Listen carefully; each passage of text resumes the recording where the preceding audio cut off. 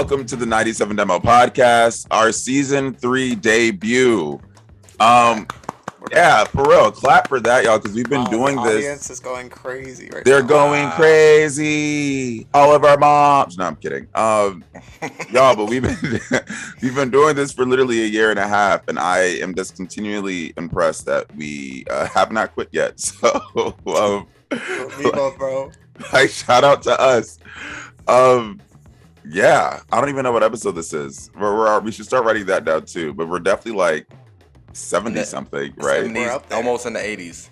We're like up there. 75. This is episode 75, guys. That is so fitting that we're starting our season 3 on episode 75. Yeah, I like that we're starting on a 5, like on a 5 or 0. I like that. It makes it better. We got another nice little double drop this week, right? Oh, double drop. Yes, we do. So, we couldn't come back and just give you that regular. We had to give you something, something to let you know we've been working. So we are so thrilled to tell you that we will be dropping 2 episodes. You're going to get this, our review roundup, but I'm pretty sure either simultaneously or tomorrow, you'll know by the time you're hearing this. We also recorded an interview with Quentin Brock. He's a Brooklyn-based artist. He's an incredibly talented, I think, like sort of indie rock sort of artist that just makes amazing music. So he was our first profile of the year. Definitely check that out because he has some hits. Yeah, hits, a lot of gems, and well-connected guy. Well-connected guy, and more profiles on the way. For real, like we've been working.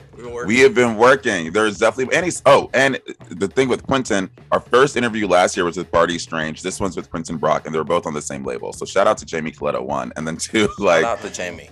Yes, because they've just been hooking us up and supporting us all along. But yeah, gentlemen, shall we get into it? Let's do it, man. I'm hyped. Okay, so in case you needed another reintroduction, I'm one of your 3 hosts, Nnamdi Agwanwu, joined by my 2 friends, Noah McGee and Avery Delal. And let's go ahead and start with what I think has been the biggest music headline, at least currently. And I'm going to say that's because this one, I love when music sort of intertwines with like other realms of like news and society. And this is an example of that. It all started with Joe Rogan, who has got a lot of flack on his Spotify podcast for just espousing a lot of vaccine misinformation. He's like had skeptics on. He's given platforms to people who have just said incredibly ignorant things.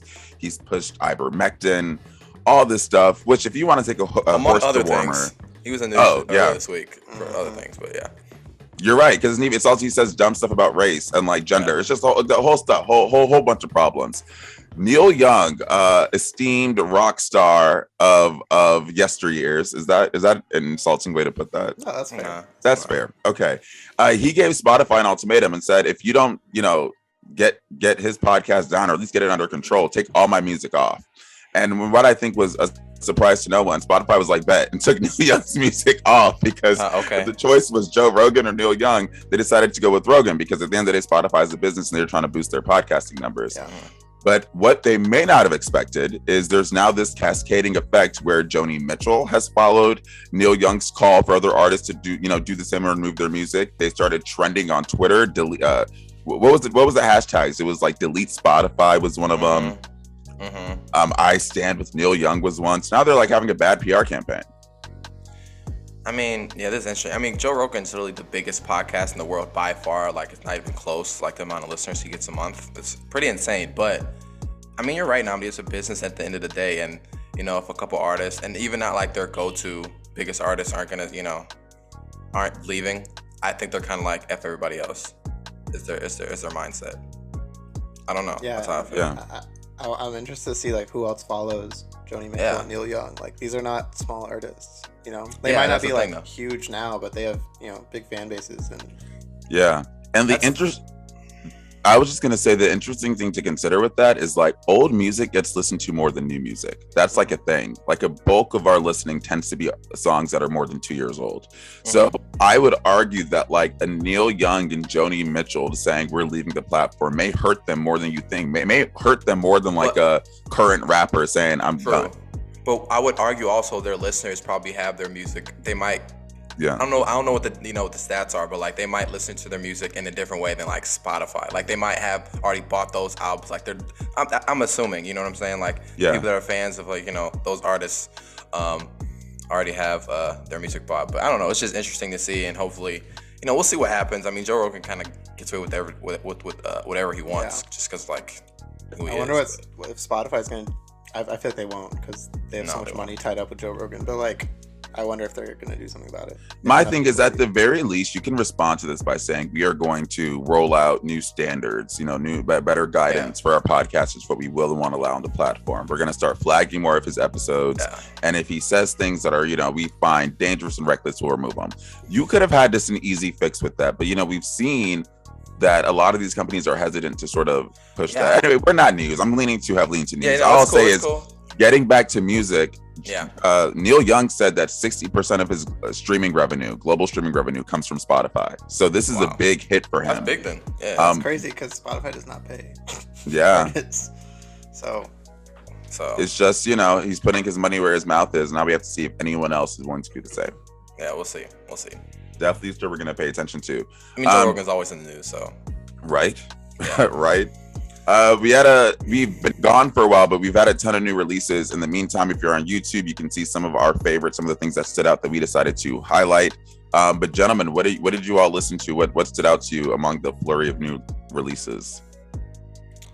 I'm gonna go with Aria by A$AP Rocky. Nigo is just kind of like putting his name behind it, I'm assuming.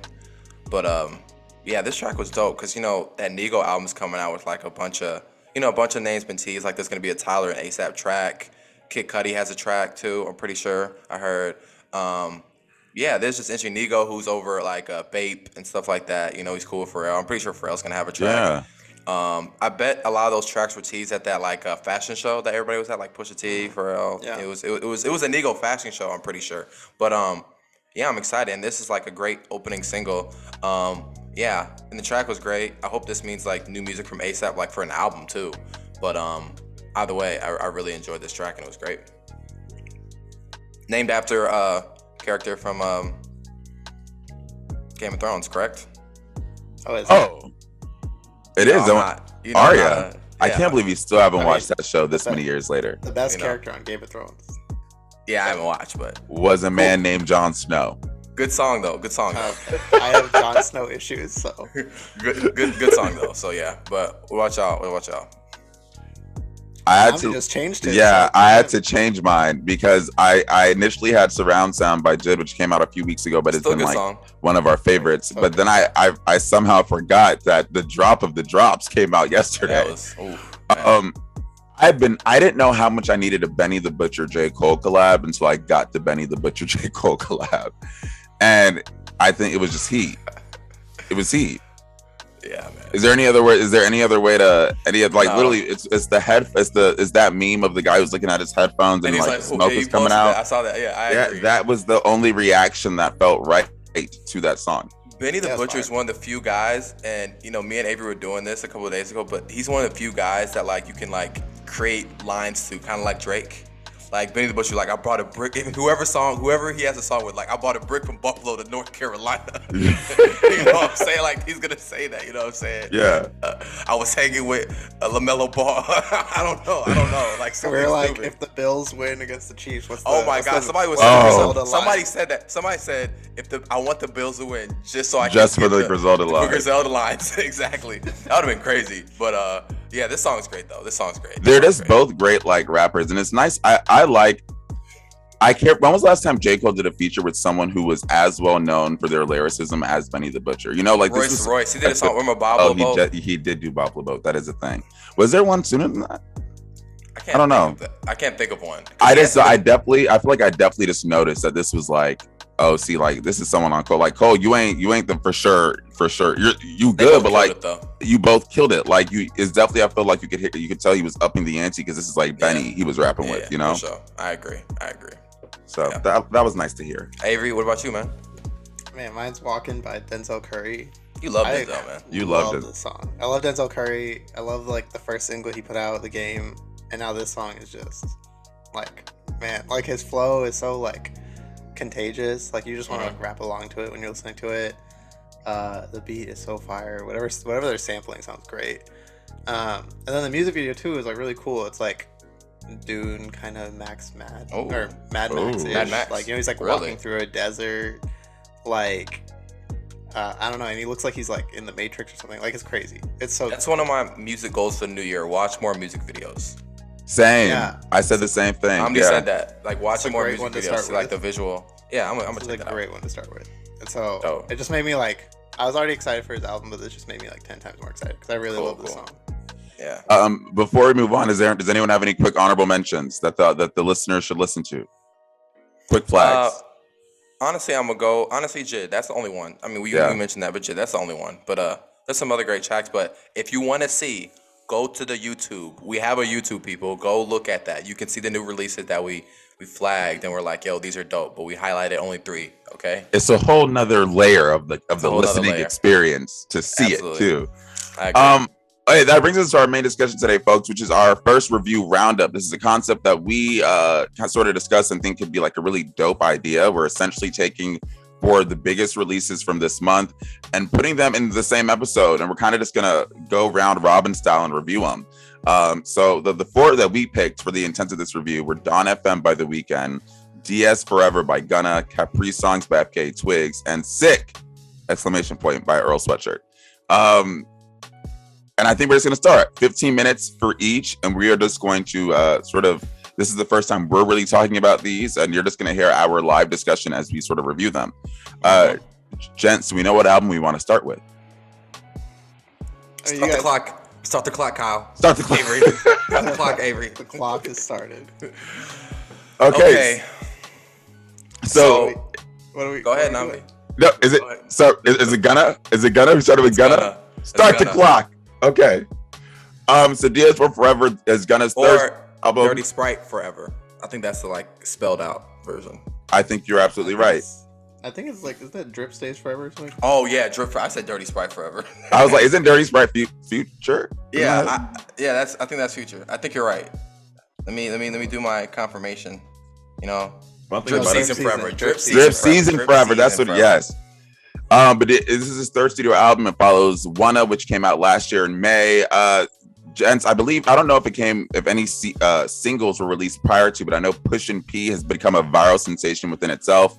What are our thoughts? Let's get this conversation started. Man, so this album is good for what it is. Like, if you trying to turn up, if you're for like the pre-turn up, going to the club, like, yeah. Yo, my gosh, y'all, let's get lit tonight, man. Let's just drink a little before we go out. You put this on, let it ride. Honestly, I appreciate the time, because usually with these trap albums, I saw like 20 tracks and I was like, oh my gosh, it's gonna be like an hour and 15 minutes. But it's under an hour. Y'all know wasn't it like 54 minutes though? It's 58. I know, but still, like, the looking at it, seeing it honestly still makes it. Y'all know my manifesto. Y'all know my my listening. Your manifesto. My manifesto for album links.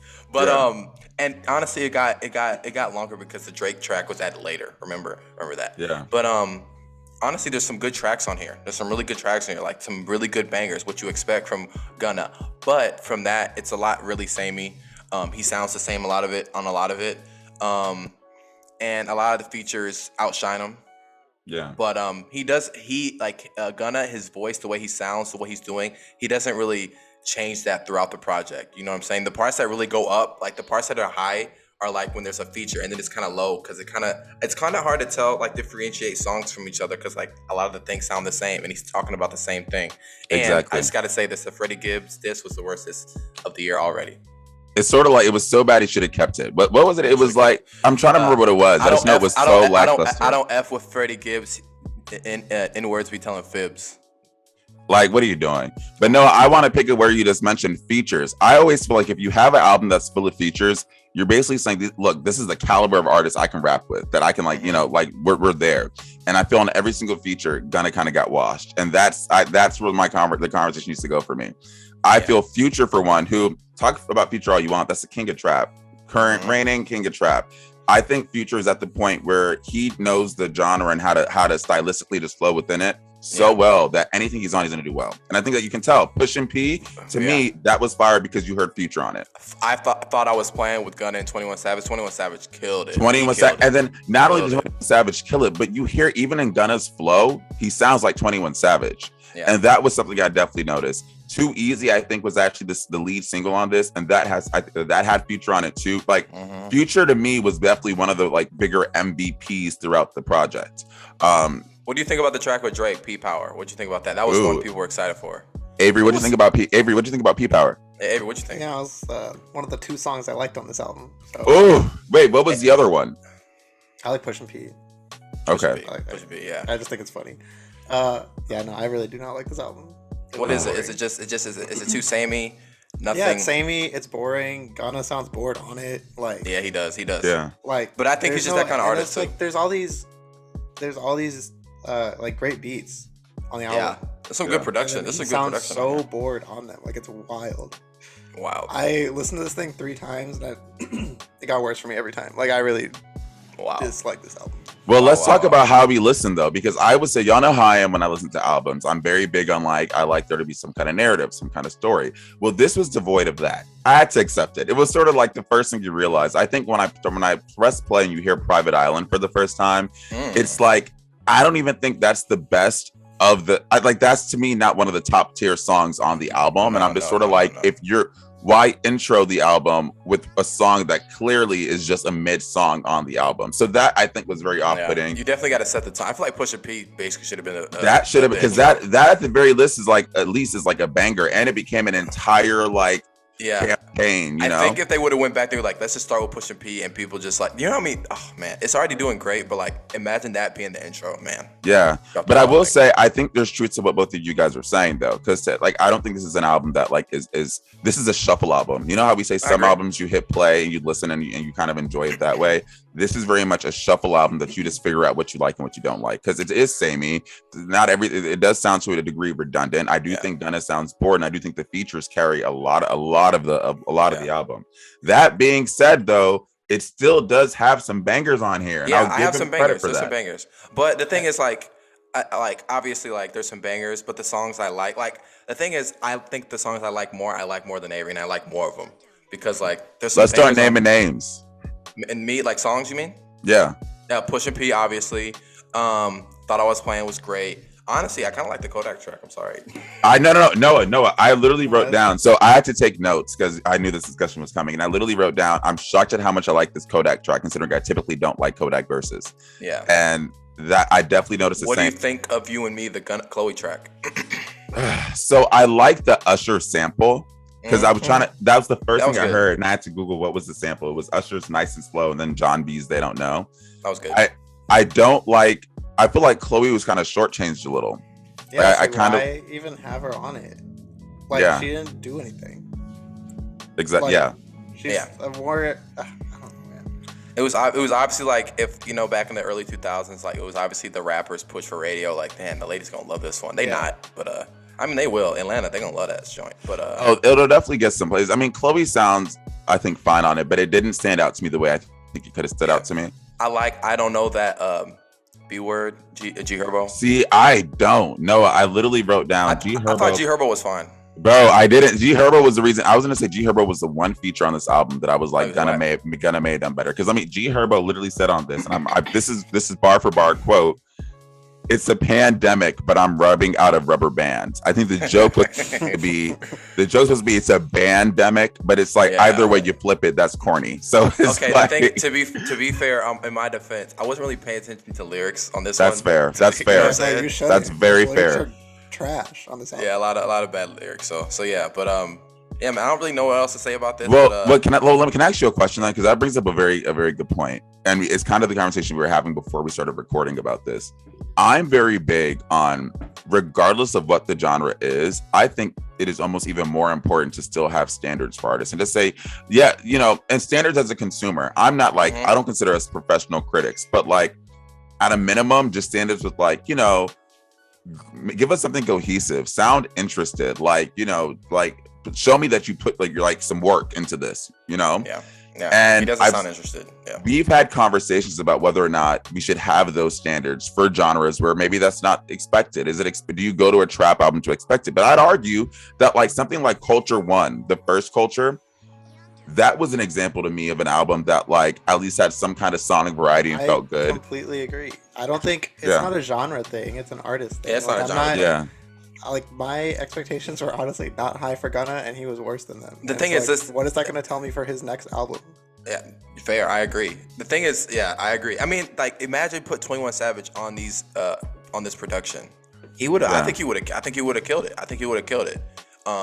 You know, I agree. Gunna's delivery isn't anything exciting. He doesn't say anything exciting. The way he flows isn't like even exciting, honestly. Like, especially when you're on the same label as Young Thug. As Young Thug, who, you know, say what you will about Young Thug, whether you like him or not, whether you find his music enjoyable or not. Innovative, at least. He is innovative. He domineered this sound. Between Future and Young Thug. And he signed Young Thug. And he signed Young Thug, obviously. So yeah. You know, there's some parallels there, but I mean, it is what it is. It's you know, Gunna. Go ahead. Sorry, go ahead. No, go ahead.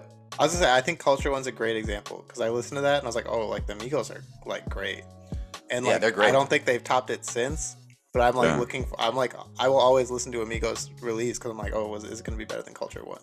Like, can they do that again? But the thing is, that's another thing too. At least, you know, say what you were about Migos of them being samey, their delivery is more exciting. Yeah. The way they deliver sound, you know, they're you know, the ad libs, whatever. It's corny. People make fun of it. You know, it's kind of grown old. You know, after a while. But say what you want. But it's exciting. They're more excited. They're more, you know, and they're better rappers. You know, just plain and simple, honestly. So, you know, I asked my younger brother, this last thing I'll say about this, unless you guys have other things. I asked my younger brother his thoughts about this album because I was like, I feel like I know what I'm going to get from the review. I need the perspective of someone who I just know is going to probably be a fan. And of course, my younger brother was a huge fan. I was like, what do you think of DS for Forever? He was like, oh, are you kidding me? Like that, fire, straight bangers, heat throughout. And I started asking him questions like, okay, so when you say that, like, so this doesn't sound like boring at any point. He's like, what do you mean boring? Like, nah, he went in on like, have you heard Pushin P? I was like, I don't like Private Island. He was like, what? You don't like Private Island?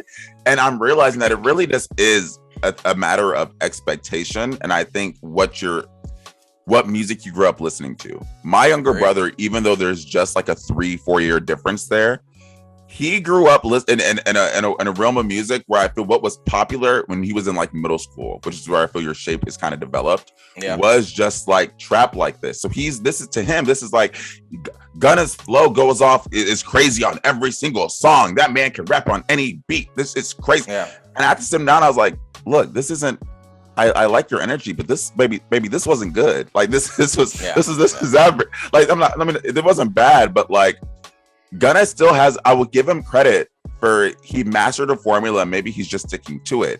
And the thing, I say that about Drake, the difference is I think Drake's more talented.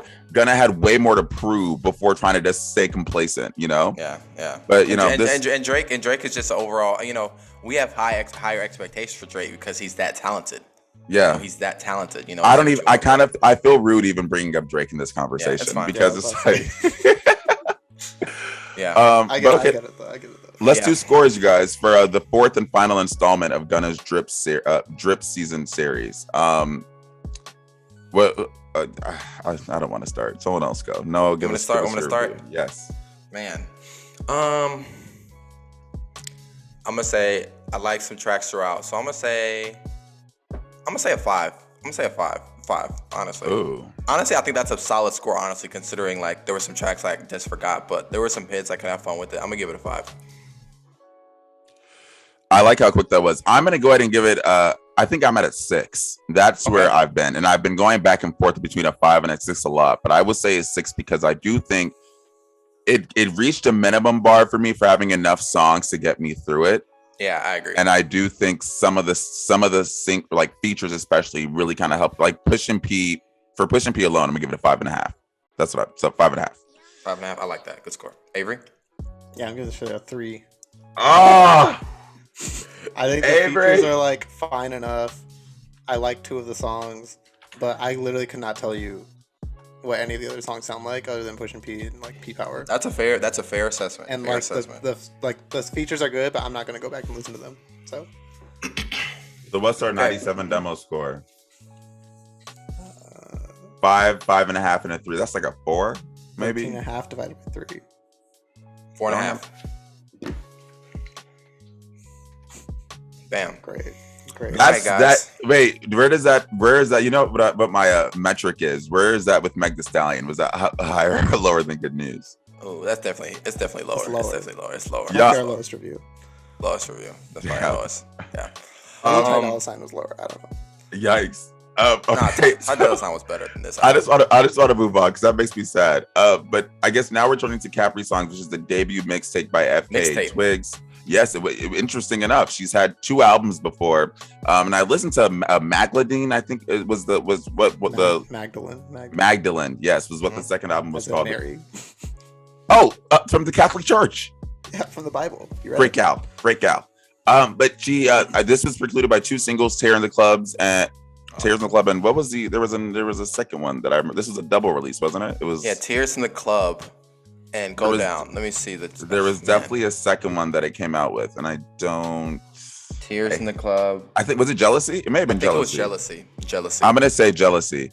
But let's have this conversation. She said that it was a pandemic album. She did what she had to do, and it's called Capri Songs. Yeah. So who wants to start the conversation here? Man, this album was an experience. Yes. Really was an experience, and I'm gonna say that about another album we're about to review. But this was really an experience, and she's really like, when I think of electronic music, because I think she's like squarely in that realm. I think she's just great. Like the Ride the Dragon is just an experience. So well, it sounds like I'm just like so in for it. You know what I'm saying? It was just a lot of fun, and yeah, man, it's just like, I don't really know how to say about this, because electronic, you can kind of tell, like, when you hear it, it's like, oh, that's electronic music. Like, oh, I get it. But, I mean, she has a great voice. She's just like, there's honestly just so much going on in this album, but it works in a way. Tears in the Club still hits him. I remember loving that track, but in this album, I was like, wow, I loved it way more. And love it way more. So, yeah, man, FKA Twigs just put out a really solid mixtape. I really enjoyed it. So I think like I like her previous albums a lot, but I think for me personally, like replayability wasn't like huge. Yeah. For like for this mixtape, like I think this is her best project yet. Like it's so really, like I think the songs are so catchy and so fun to listen to, and like it's an easy, like it's 17 songs, but it's easy to listen to. Like, yes, I really enjoyed. I completely agree with what you both said, and I feel like it's always fun when we get an album, or at least for me, when I get an album that I feel like hits my boxes. Like, I feel like when I have something to point to and I'm like, album should be like what you said, Noah, an experience, like a story, like put effort into the experience, the listening experience, and what the message you're really trying to send. And FKA Twigs, I know, has always sort of been known for putting that effort into her music and her artistry. I feel like Avery, like you said, she was kind of previously known for having these super like high art visuals, and like even her sound was very much so like I don't know if polished is the right word, but it was like polished but experimental at the same time.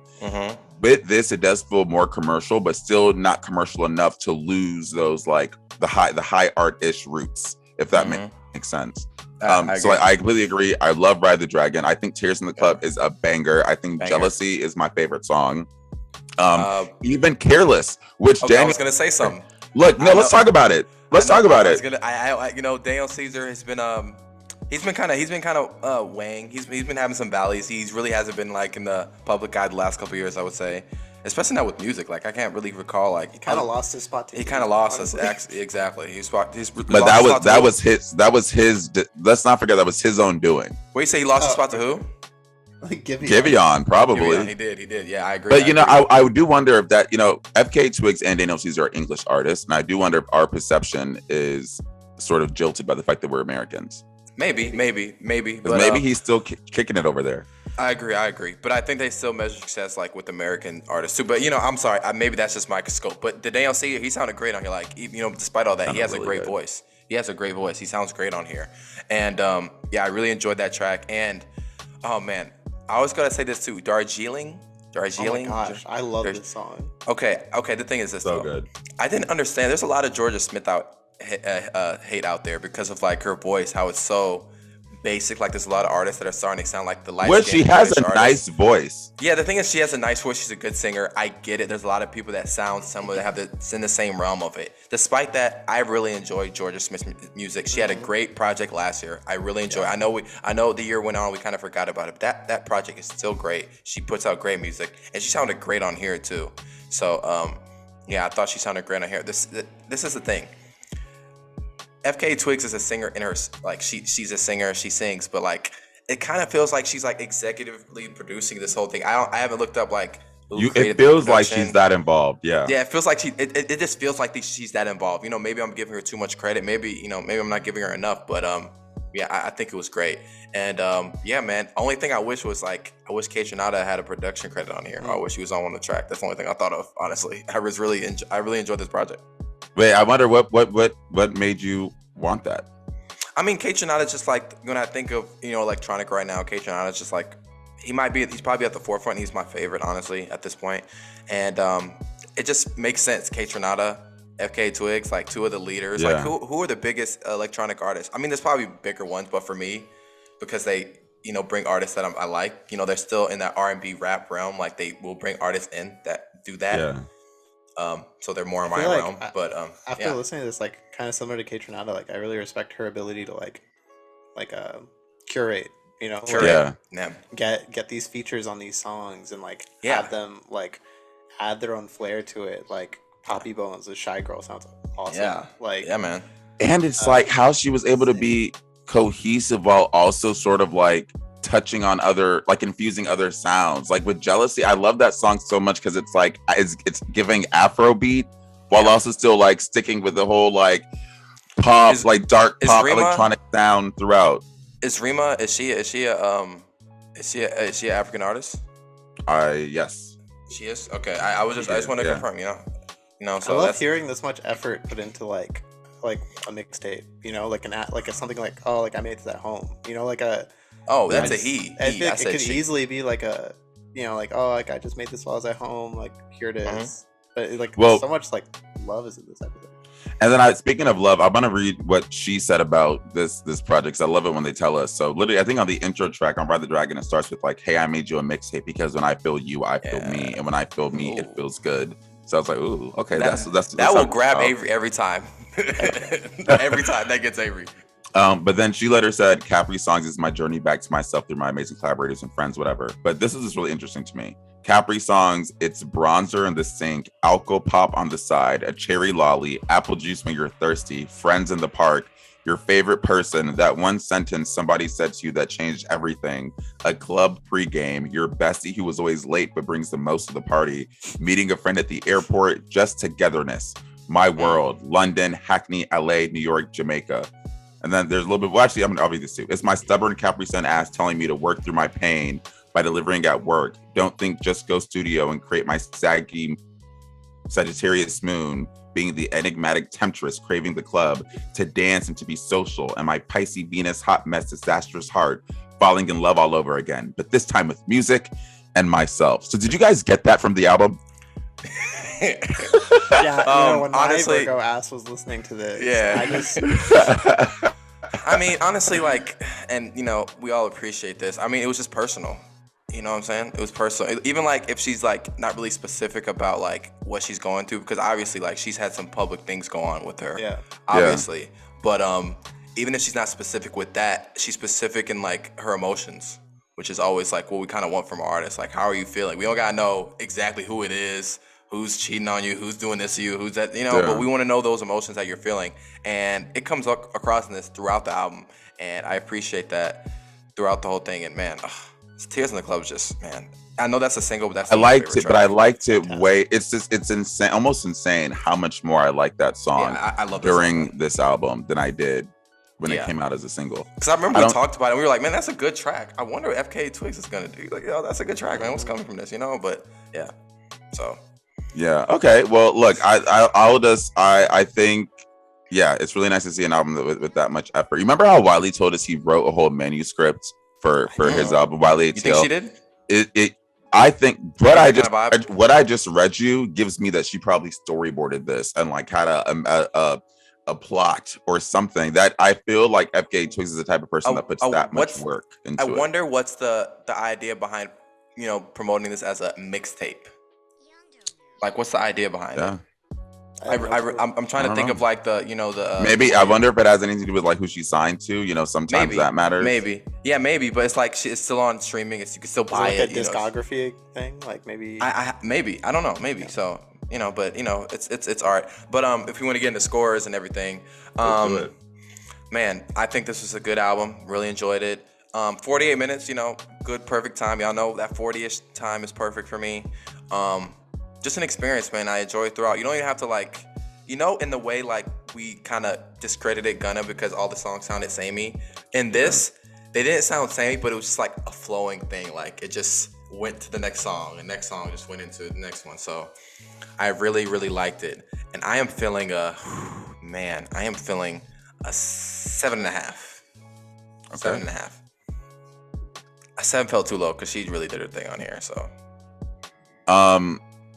Yeah, I feel like there's not that many things I'd give this that I have notes for. I will say there are some songs in here that didn't of course, don't strike me as being the most memorable. That's a sole critique, but I will say I still think the album itself is a very good product, and for that reason, I'm gonna go ahead and give it an 8. Oh, I'm right there with you. I'm gonna also give it an 8. It's just like reliable, like I can throw this on and like be really entertained. And like watch Euphoria. Like low key. If I want to think about it more, then I can like also listen to this album and do that. Agreed. So yeah, I'm really impressed with FKA Twigs. And if I'm gonna like, maybe this is the last thing I'll say about Gunna. If I'm gonna compare it to Gunna, which maybe is probably unfair to Gunna, like the first time I listened to Gunna, like I had no recollection of what I just listened to. But after I listened to FKA Twigs, like I could like pick out a few songs. I was like, wow, like I really enjoyed that song and that song and that song.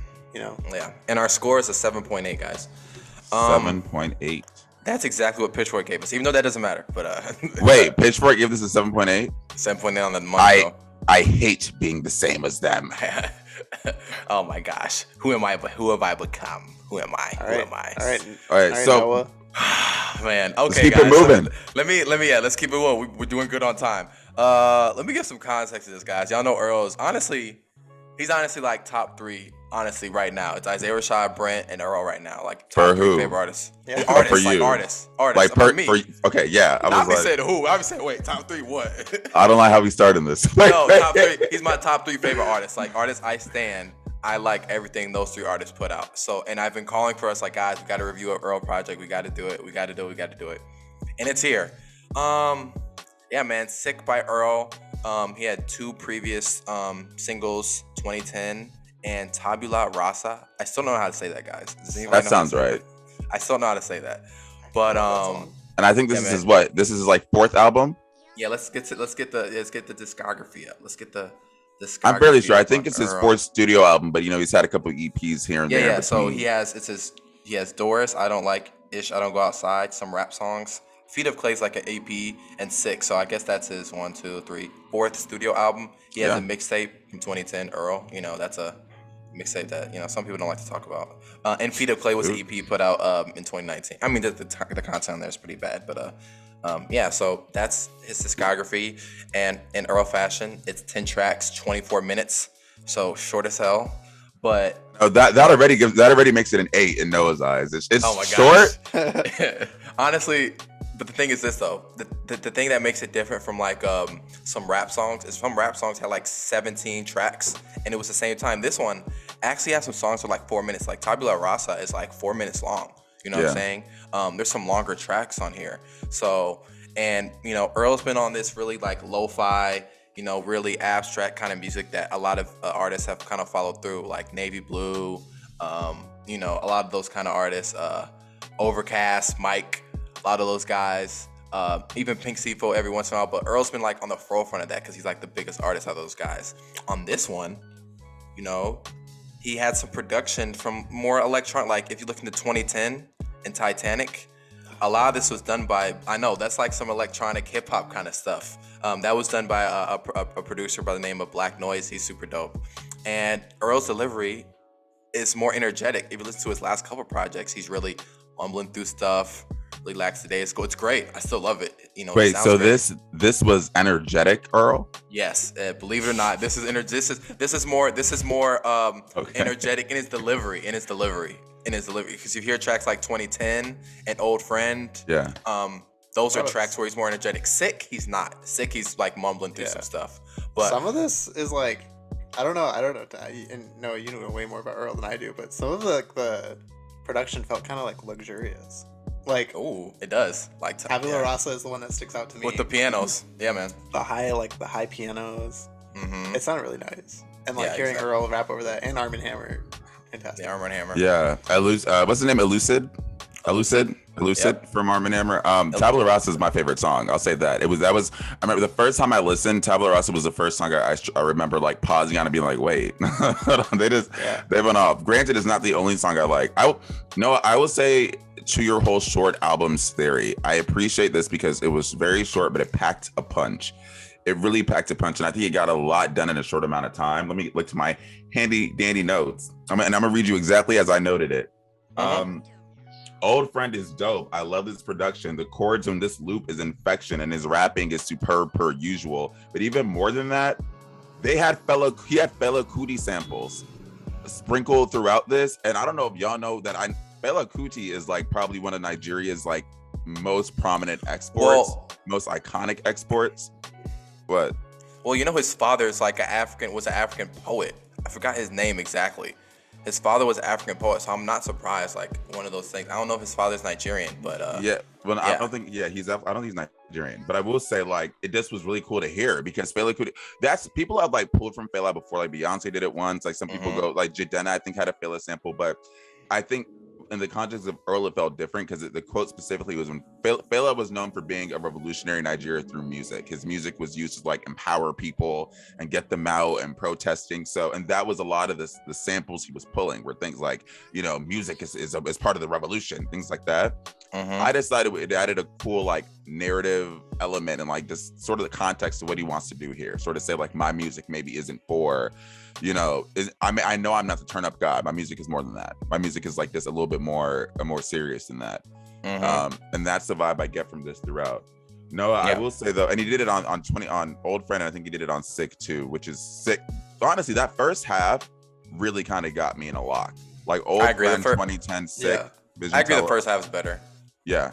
I agree the first half is better because Old Friend is just he's coming in hard on that one. Yeah. What was I wrote it down. What was the intro line? Because it was insane. I'm trying to find it. Oh man, let's go to lyrics. Click on lyrics. The first strong spirit where the body couldn't get asylum. The cost of living high. Don't cross the picket line and get the virus. Oh man, he's Earl. That's the thing. Like when you listen to Earl, it often just sounds like he's just talking like, yo, what the hell are you talking about? Like it's really hard to tell. You really do have to read the lyrics. And that's why I appreciate Earl. He's really personal. Honestly, he's always going through. So I think he just had a daughter. Honestly, I thought he had a son. A son. You're right. Son. He had a son. Yeah, he just had a kid. Yeah, you're right. And yeah, man, Sick is obviously he's talking about like obviously like COVID and whatnot, but like Earl goes through a lot of like he goes through a lot of like mental issues. You know, he struggled with drugs. He's been open with that. I mean, some rap songs. His dad just died. He's gone through a lot, and he's really open about that. Yeah, man. Another one of my favorite tracks is "Lie." I love that with the horns. I don't know if you guys remember the track on West Side Gun that had the strong horns with Freddie Gibbs. It was like dun dun dun dun. Remember that? It gives me the same sample. I got the kind of same thing, but that's also one of my favorite songs. Excuse me. And also one of my favorite tracks also is "Fire in the Hole," the last track. He's always really personal on one of those last tracks, and I just love the little guitar in it. It's just, man, I'm just a stan. So, I know I've been like loving this album. I don't really have any like strong disdain for it. I just want to say on 2010, because we did lyrics, I love the line he had, and it's probably gonna use it as a caption eventually. So I'm just gonna tell him myself now. And he says, "I'm gonna need a bigger bag for the cohort. Trying to make a millionaire out of slum dogs." I was like, isn't that the goal? Because I'm trying to make millionaires out of slum dogs too, dog. I feel you, man. Like, I feel you. So he gave me a lot of Instagram captions throughout this project. So shout out. Stretching up the wall, playing Mary J songs. Man. I've never loved his like lackadaisical flow more than this album. I think than ever before. And even like I always loved his features, but like this, I think this first album, I was like, oh, like I really. Yeah, Avery, you've had a hard time getting into him. His albums, I love his albums. Features, obviously. The thing is, his features, go ahead. Some of his features are classic. You know, some of these, yeah, you're right. Some of these tracks are reminiscent of like Doris, like 2010. Titanic sound like some stuff he would have done with Our Future and like Tyler and Mac Miller and stuff like that. It's just more energetic, like specifically those two tracks. You said electronic though, and I'm trying to decide. I don't know. Is that the right word for it? I'm saying because Black Noise has done electronic music. Oh, Black Noise has done. He's done electronic music, and I'm saying like he makes it hip hop, but I'm saying he's kind of in the K'Trell out kind of way, but like more hip hop, like more bass, and obviously. But I'm saying he's done that kind of music before. Yeah. So I'm not saying it's electronic. Obviously, it's hip hop. It's rap. It's rapidy rap. But that's why I was asking. But I will say, is Sick the closest thing to a banger on this? Maybe Vision. Vision, you think? Vision. The production on there is really like bass heavy. Yeah. I can't think of that, but I wrote that. I think Lobby. I love the beat on it, and I had to Google who the producer was. I was like, oh, you went crazy on this. Sam I Am. Yeah, he's good. Yeah, I know him. I know Sam I Am. Sam I Am, like it's all one word. Sam I Y. Yeah. I was like, he went off on that, and apparently he produced a couple of these. I think like everything on this, I think was just really well done. Yeah. So Earl also did 2010 on Fallon the other night. Really? Oh yeah, he was on there. Yeah, Fallon. How was he live? We're gonna see in a couple weeks, baby. We're gonna see in a couple weeks. We're gonna see a couple weeks, man. I'm going to the Earl, Action Bronson. It's gonna be there. Alchemist. Have you seen the poster with them on like the horses? It's like a western. Oh yeah. That was dope. You should get that. You should get that poster. That was dope. That was part dope. of They Fall. Yeah, exactly. Who else is gonna be there? Crap. Why am I blanking? The Alchemist, right? Yeah, I said the Alchemist. Why am I blanking on him, guys? Boldy James, duh. Yeah, Boldy James. Stupid. Boldy James is gonna be there. So, this is a short album. Not really more to say. Scores. I'll go first. Let's do it. Y'all think I'm about to like give it a 10? Y'all think? No, I don't. Honestly, for real, I'm gonna give this an 8.5. I really love this album. It's great. I haven't listened to it a lot because Earl's just my favorite. It's just kind of easy to listen to, but I'm gonna give it an 8.5 for now because I just really enjoyed it a lot, and Earl's just one of my faves. It's probably gonna go up to a 9, but 8.5 because there's some tracks like I go back to specifically the last one. That one really hit home. So yeah. I'm gonna go ahead and give this an 8. That just feels more comfortable for me, not because I enjoy it a lot, and I think it's sort of for the same reason I gave FKA Twigs an 8, just because I don't think. When I consider replay value, I don't know how high that is, specifically because there's only like 3 songs I specifically saved: Tabula Rasa, Sick, and 2010. Mm-hmm. That being said, I still acknowledge it's an incredibly well done album, so I think an 8 feels very right. Yeah, I know what's coming. No, I know. I literally the exact same thing as Nnamdi. Those are the exact like same 3 songs I saved, and like this is like a really good album. So I'm gonna go 7.5 out of 10. Ooh. I respect it. Oh, so is an 8 our average? Let's see if my math is still right. That is an 8. Oh, is that correct? Yeah, no, so I don't trust 8.5 plus 7.5 is 16 plus 8 is 24 divided by 3. 8 on the nose. So you a calculus major now? I mean, I did major in journalism, you know. Oh, that don't mean nothing. Journalism majors are notoriously bad at math, honestly. But so wait, you guys, I'm getting excited because y'all know this is the album I've been dying to get into, and it's the one album I didn't take a single damn note about because I know it so well that I'm like, I can just talk about it. The first start the clock, Jim. Yeah, because we're gonna need it for this one. The first major release of the year was Dawn FM by The Weeknd. It dropped the same day as Gunna. We'll get into that later in the show, how that ended up turning out. But it was the direct sequel to After Hours, The Weeknd's 5th studio album overall. And, you know, the same way he sort of picked a theme and a narrative and stuck to it throughout the After Hours, like rollout and performances and even the Super Bowl halftime show. With Dawn FM, he again gives us this concept of sort of this like radio show and this whatever it is, like this I think dystopian society of some sorts. Ooh, see, I have a different take. I want to hear your take too, because this is strictly what I'm basing off like the album itself and not necessarily the visuals as much, because I don't get the old thing yet, but I do think in listening to it, it feels like you're on, like, I envision dystopian society, almost Mad Max like society, and this is like the one radio station they have, and it's sort of like the Weeknd, like it's giving me surrealism and just like, well, Avery, what's your theory? I want to hear yours. I don't know if it's a theory because I think they say it on the album, but like he said, I think I'm right.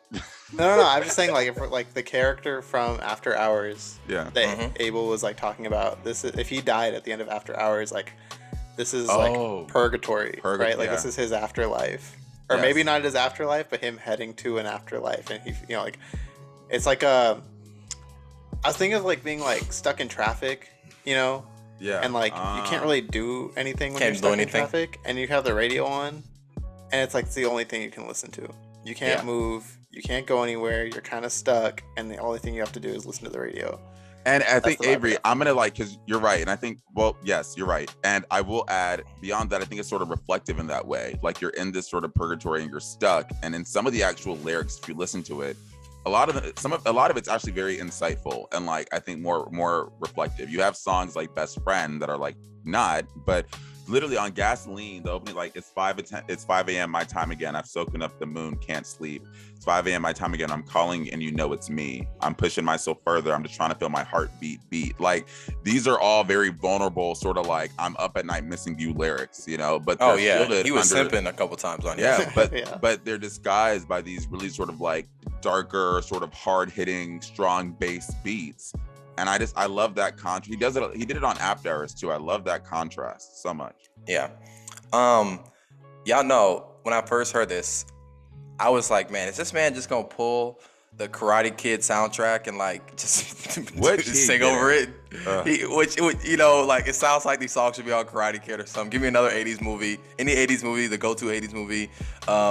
It sounds like his song should be on there. You know what I'm saying? And the first time I listened to it, I was not feeling it. I don't know if I just wasn't in the mood, but on second listen, man, and listens after that, Weeknd is one of the best in the game at like making his voice like another part of the instrument, bro. His voice is so like, tantalizing. I don't know the word. It pulls you in so much. Unlike any it's other almost voice seductive. It's almost it's seductive. It's seductive. And man, Take My Breath. The full version.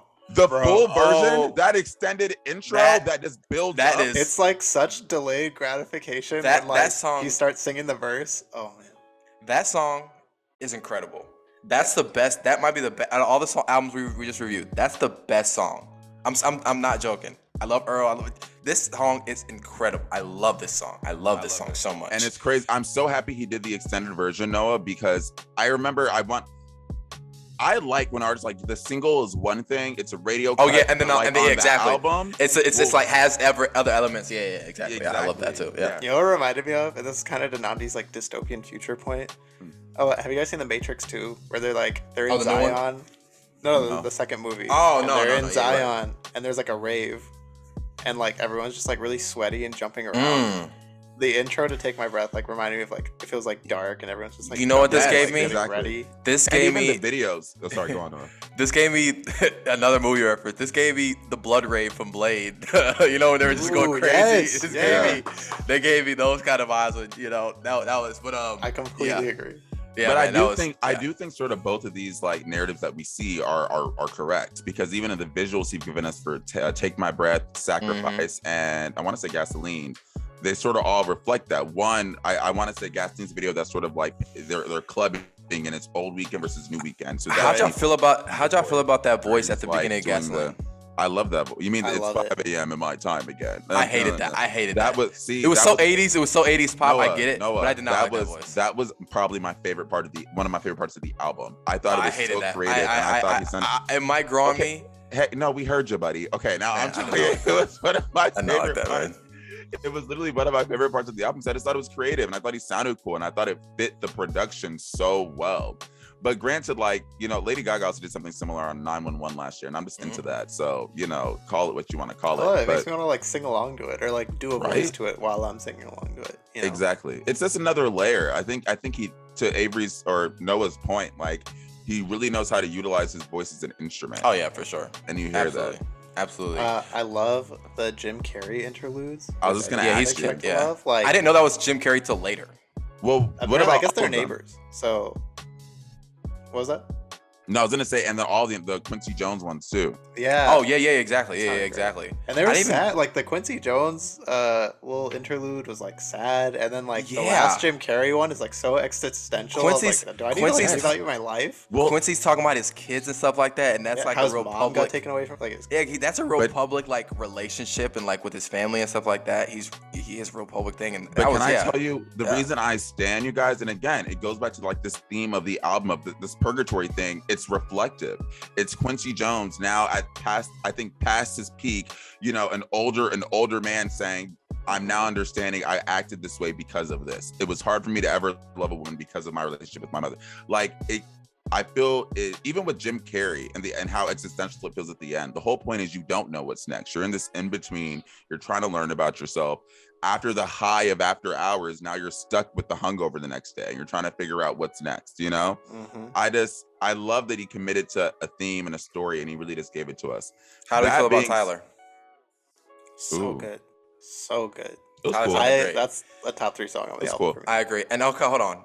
It's cool. You say it's cool? Okay, you tripping? No, I'm How you kidding. feel? It was Okay. good. No, Tyler was it great. was good. It was probably the in best contrast, feature. In contrast, how do you feel about Lil Wayne? I'm happy. Let's talk about it. Bad. Least favorite song. It was bad. That's Bad. Wait, bad. but can had to go. He had to. but Noah, he cut him from the song. Cut Can him. we say it's not only Lil Wayne? I don't like the song itself. I I don't feel like like the song. that was the one song. I said this before. Best Friend kind of growing on me, okay? Because I didn't like Best Friend at first either. But at least I that think one Best can Friend's say. like one-dimensional, but it works. It works. Like, It I works. heard You're Married. It feels so like it just doesn't sound good. It's Yeah. like I don't like Lil Wayne doesn't. And it's sad. Lil Wayne has been on such a hot streak of features, so Yeah. it's sad that this one sort of just kind of fell off. But even this The was just Weeknd, like- I just think it's not a great song. Bad match. I get trying to like, oh, this is different. Just bad match. It didn't work. It didn't sound good. Didn't like it at all. Yeah, man. I don't know, man. Yeah, it just didn't work. But you know, listening to this, I was like, oh, Dawn FM, like the radio trope. I guess the theme. It's been done before. It's not. It's nothing new. By who? I mean, I Vince can't Staples did a remember. project. Oh. He had a problem. I mean, Tribe Okay, Called I Quest forgot. has a whole radio guy throughout the whole project. It's not. Okay, It's not. I just not. asked, It's not. well, a- I wanted you to give me the detail. No, that's I'm all. saying even though that's not, it's just not unique. I think it's not a shot. It's not a bad thing. It's just like he added his own flair to it. Obviously, like it's Yeah. just like putting it because like in contrasting to like FM by Vince Staples, it was like West Coast, West Coast, we're on the West Coast. Yeah, it's sunny outside. This is like your futuristic. You know what I'm saying? It's like, where is the radio gonna be set? And it's obviously set in this futuristic, an older Weeknd. Yeah. Look at the album cover. It's crazy that that's the album cover. So like, that's actually kind of insane. So, Well, wait, click on the annotated because there was alt covers too. Is that what I'm hoping? That's what that'll do. ooh, Oh, yeah. that's not. No, that's just a graphic. Keep on going. I'm hoping that was one. That was one of these were the other covers. And that looks like an 80s like cover for real. Those really like some covers straight from the 80s. Which Can we talk about the 80s thing? Like, Yeah. I think like right now it's a big trend. I the agree. 80s stuff. And I think right here on this page, if you're watching the YouTube, there's a little thumbnail right here with Dua Lipa and me and Nnamdi literally Weeknd. spoke about this off camera. And I'm Yeah. like, at this point, I'm like, everyone else should just quit because these two have like the peak of this. No one else throwback needs sound. to try it. Yeah. me and These two have Nnamdi. peaked it, and like, I think the Weeknd especially has like not only like done a throwback sound, but it's like he's furthered it and he's elaborated on it. And like, Well, even though the Lil Wayne feature doesn't sound great, I think that's another example of him like trying to elaborate on that throwback sound. For sure. And in that sense, it just didn't work. It's crazy because me and Nnamdi literally discussed the exact same this Yeah. thing, and I was like, Dua Lipa and Weeknd are doing the exact same thing of like this 80s sound. But now, tell me if you feel different. To me, Weeknd, his voice is the one that's really carrying the way. It's different in that sense. You know what I'm saying? Because his voice is so unique and it's such a great instrument. And like the production from that, it's really like reminiscent of like 80s sound. To me, Dua Lipa, her production is 80s elements, but like I don't know how to explain it, but like with more current. It doesn't lean into 80s, I think, as like wholly as the Weeknd does. Yeah. Wholly with the W. Because on Dua Lipa, she still has some songs to me that are like 80s inspired, but still feel like they could have come out now. While The Weeknd seems like he's going there. Guy. He's going to the 80s. Yeah, he's in the 80s. But even the point I made to Noah when he brought that up before in our conversation was, even though Dua Lipa's project was called Future Nostalgia, The Weeknd sounds like Future Nostalgia more to me. That's what this. That's fair. Like, and he touched on these sounds on After Hours, and this feels like he's really dove into it and like he really explored it. And so now I'm really interested in like the next album, which is like going to complete this trilogy. I feel like it's going to sound completely different. He said it. Everybody was like, oh my gosh, y'all talking about House of Balloons and all that. He said this is a new trilogy. He said it. And I can't wait to hear what it's. He tweeted like, if the last album was the After Hours of the Night, then the Dawn is coming. Like that was the tweet before this. So what's next? Are we going back to nighttime? Some sort of afterlife. Are we seeing heaven? Are we seeing hell? Like what are we seeing? There's definitely are we gonna R&B again? R&B Weeknd again with the Heaven album? I feel like he's gonna do something completely different. So. He's been on this. Favorite songs. Take My Breath is great. I like Sacrifice. I really do like Sacrifice. Sacrifice is so good. Sacrifice is good. I like Out of Time too. I like Out of Time. Yeah. Out of Time is good. I love Out of Time. Out of Time is great. And I'm gonna keep it short. Yeah, there's not a lot of. It feels longer than it is. It's only 14 tracks, honestly. Is it 14 or 16? 16. But and Here We Go Again. 2 are interludes, so basically 14. Yeah, so basically 14. So Here We Go Again is also one of my favorites, and Gasoline is my favorite. It's probably my favorite song. I'm gonna be real with you. But it changes my top. It changes so. That's how I know it's a good album. My favorite changes so often. But Gasoline definitely was like off the jump. It was like, I like this album. I also really like Take My Breath, the extended edition specifically. I like the extended edition way more. I love Sacrifice. I love Here We Go Again. And I'm naming half the album at this point. I also love Out of Time. Less Than Zero sounds great, and I love it. But can I tell you my one criticism over Less Than Zero? Less Than Zero to me sounded so similar to me to like, at least, or just maybe not sounded, but felt like Save Your Tears to me. Something about it gave me the same kind of lighthearted like pop thing. It gave me Save Your Tears heavy. I don't know. That was just me. I think my favorites are Sacrifice, Out of Time, Here We Go Again, and Less Than Zero. That's the one I've been messing with a lot recently. Dope. And like later listens of his album. So dope, super good. Oh wait, no. Or maybe I'm thinking of Secrets. Y'all know Secrets? Did y'all ever hear Secrets on Starboy? Oh, listen to that. It sounds like that. I don't remember that one. But if anything, maybe that works for him because it really speaks to the fact that he has been like in this sound for like a while now. Like even on Starboy, like I said, he had two like Secrets and Die For You were also kind of like 80s inspired pop tracks. And it just reminded me of those. So that's all. Yeah. But I loved it. All good. Scores. I have been struggling with this right now. But I'm gonna give it an 8. And I'm gonna give it an 8. I really don't have much to say about it. Really good album.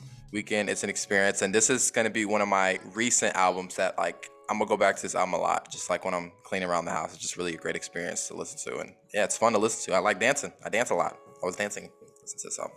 I appreciate The Weeknd's creativity and sort of the effort he puts behind establishing a narrative and concept and sticking to it. Not many other artists put this much effort into it, especially mainstream artists. If Drake would do it for an album, I may stand him again. Man, low blow. It's not a low blow. I think it's just comparison. I think it shows you that. I think The Weeknd is showing you that there's a way to be commercial and focus on that while also still sort of like being like putting that effort into it. Like literally, we have like a damn near a whole like movie.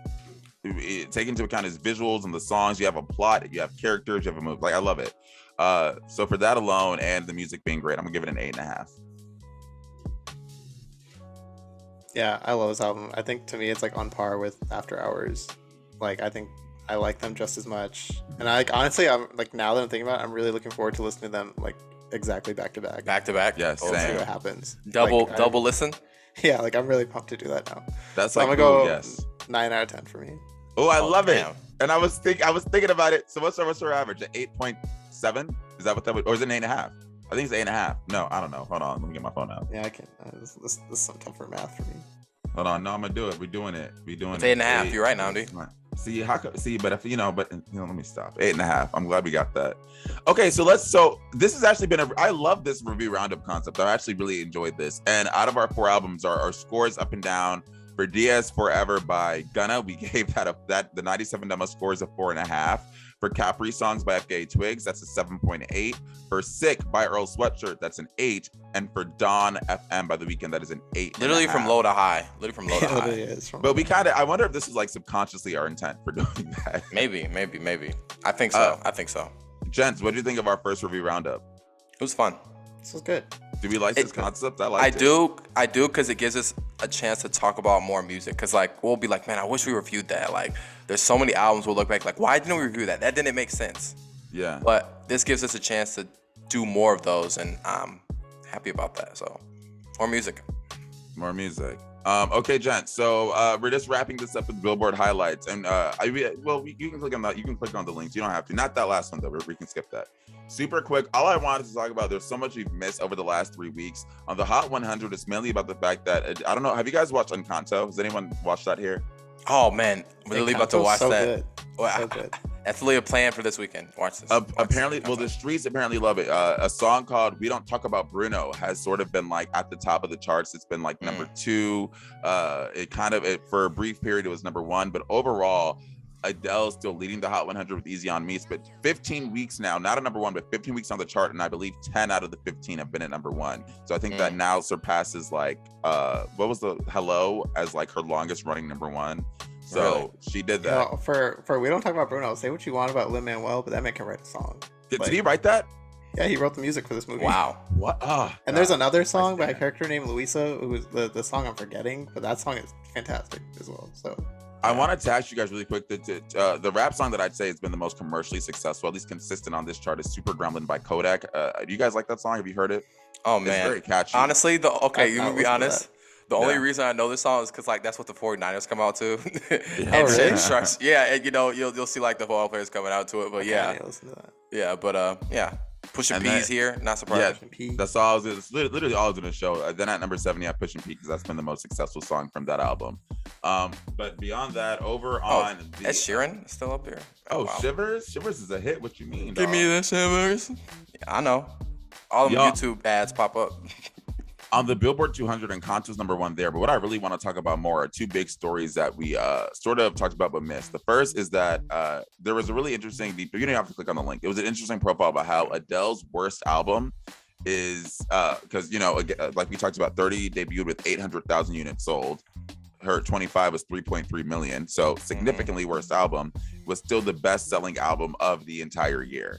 And that sort of tells you that it wasn't like I kind of said before, it was never an Adele issue as far as like she's not popular anymore. The music industry within itself has just changed, that you just can't get those type of numbers anymore. Streaming is just too much of a part of the grind. It's not weighted as much. Free streams don't give you anything. Like think about, there was once a time where even as far back as 2015, where more people were buying music. Noah was still buying music. He was buying albums. So people were doing that, That just doesn't happen. So the entire industry is shrinking. You're not going to see those massive numbers. And I'd be really curious to see who the next person that sells 1 million records in their first week is, because Taylor Swift hasn't done it recently. Drake hasn't done it recently. Adele hasn't done it recently. And those are the people. Those are the guys. You're right. Other big story we missed is Gunna versus The Weeknd's chart battle. And fighting for it. This was the most shocking thing in the world, because I don't think anyone even really expected this to be a chart battle, but they dropped on the same day. I think everyone assumed Weeknd was going to come in at number 1 with at least like maybe 300K first week. Yeah. Because After Hours did really well. That didn't happen. I believe the final numbers ended up being The Weeknd had 145K and Gunna had 147K, and Gunna actually out-charted The Weeknd with Diaz Forever, and that was like the shock of everyone. I'm mad at The Weeknd because I think that's because he didn't have a rollout. If you recall, there wasn't a traditional rollout with this. We kind of had to take my breath in like the summer. I think he posted a screenshot on Instagram that was like, let's just give the world the music, forget a rollout. And then he just dropped it. And I think he probably regrets that now, because it's just no reason this shouldn't have been a 1. And I guarantee you The Weeknd cares. I'm all for We don't have to care, but I guarantee you from a business perspective, The Weeknd's there and he's kind of like, damn. Oh, EXO is mad. The people at EXO, they not happy. Yeah. But I mean, shout out to Gunna. He did his thing. His marketing was, it just you got the hype train rolling. Yeah, between Pushin P becoming a viral sensation and that last minute Drake edition, that's what gave Gunna that edge. That's gonna give you the edge, man. They was like, oh, Drake not on here? Oh, hell nah. That's why my younger brother again. I texted you guys the day that album came out. I was like, "Where's the Drake song?" Where's the Drake song? Yeah. Exactly. Man, that That Drake was feature. all Avery was looking for. Bro, That I was Drake like, I feature. saw it on the track list, and then it wasn't on the initial drop. I was like, wait, Avery was like, why oh, am I hell listening no. to this? Exactly. Wait, but can I Why am I ask you here? guys? I was talking to my younger brother again, Gunna fan, about how like again Gunna didn't, he beat the Weeknd, and he's reminded me that Gunna also beat the Weeknd in the second week and the third week. So whatever. But does that speak to the fact that like does Gunna and this sound more popular than the Weeknd? Like that's sort of the question I have now, because I thought at a minimum the Weeknd had more streams, and that wasn't true either. So my brother was like, what the kids, what the people are listening to? Possibly. We're not listening to that Weeknd. We're listening to Gunna. I honestly, he has an argument. Like, people were making the joke on like, I know this isn't really related, but like people were making the joke about Euphoria, and they're like playing like Notorious B.I.G. and people were like, man, you could tell the 40-year-olds make this, because ain't no way kids nowadays are listening to that. Like, kids are listening to Gunna. This is what kids want. And no They want that. 16-year-olds rapping "Hit 'Em Up" in the Yeah, backseat. hit them up. And that's not happening. You know what I'm saying? Kids are listening to Gunna. They listen to Young Thug. They listen to Playboy Cardi. That's what they listen to. And Weeknd, he had a super pop, like, people forget Blinding Lights. That song was out 6 months before he dropped After Hours. That song was out for a long time. I just don't get why he decided to release this album now. This is such a, It was like, so quick. Yeah, you want to dance to this. You want to dance to this album, right? So I don't get why you wouldn't like maybe drop a lead single now than the album in like April. Summer. Like, He dropped the first album right before the pandemic. And it worked for him, I In guess. the middle of the biggest surge we've seen since the pandemic started. So yeah, I just get a bit more. I don't know if that was intentional. Yeah, maybe that's the thing. But yeah, so maybe he's like, y'all are inside, listen to my album. yeah, good point. That's all. Yeah. So yeah, man. Anyway, guys, that's all for the highlights. Yeah, that's all for the highlights. Yes, sir. Man. Project of the week. Yes, sir. Project of the week, Super Tecmo Bow by Boldy James and The Alchemist. The second project from last year. Kind of like a little mini EP. They kind of just snuck in at the end of the year, but I think I like this one more than Bo Jackson. It was great, man. Boldy James killed it. 9 tracks. Yeah, man. I don't know what else I gotta say. Alchemist just got Producer of the Year by Complex. Oh, he did. Well deserved. Cole got Lyricist of the Year. Really? I might add, he did. Super dope. I didn't see that. He got Did he get Lyricist or Rapper of the Year? He got Lyricist. Oh yeah, because they always do like a Lyricist of the Year and Rapper of the Year. But yeah, Super Tecmo Bow. I've listened to this a lot. No, remember Tyler got Rapper of the Year. Remember? That's right. Tyler got Rapper of the Year. Also well deserved. But yeah, man, Alchemist. I just want to say something about him. Like, I remember I was thinking like he should have got this back to back, but I think Hit Boy got it last year, and honestly, it's between them two the last 2 years. They've been like the top producers in rap for me the last 2 years because the Big Sean, Nas, and then Alchemist have been killing it. So yeah, Super Tecmo Bow by Boldy James and Alchemist, great project, 9 tracks. Listen to it. My project of the week is Scout. It's a little EP by Samia. I saw her last night live, so it was just on my mind. There's 4 tracks. The show? Yeah, the show was great. She's an awesome performer. She's from New York, so she was like super emotional the whole time. So wow. Avery walked through a blizzard to see her perform, so it was serious. It was right at the start of a blizzard. But yeah, it's 4 songs, really great. The first song, As You Are, might be my favorite, and then she also covers The Promise with Jelani Aria, who was my project of the week a little while back too. So I chose a song. Oh damn it! Well, they can't see. I chose a song.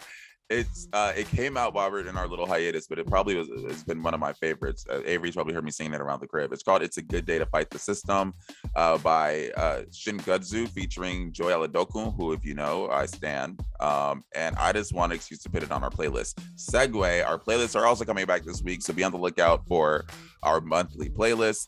Those worked last year, so I think we're gonna bring them back. A mix of old favorites and new hits. So definitely check that out. And gents, I think with that, we just finished our first episode of the new year. Yay. Yes. So you guys, definitely, again, per usual, follow us on all the platforms at the 97 Demo. Be on the lookout for our newsletter, which will be dropping this Friday. Be on the lookout for our interview with Quentin Brock, which is also dropping, and our playlist that is also dropping. So there's so much content for you all, and just wait because we have so much more coming throughout the year as well. Final words, gentlemen. Anything you have to say? Glad to be back.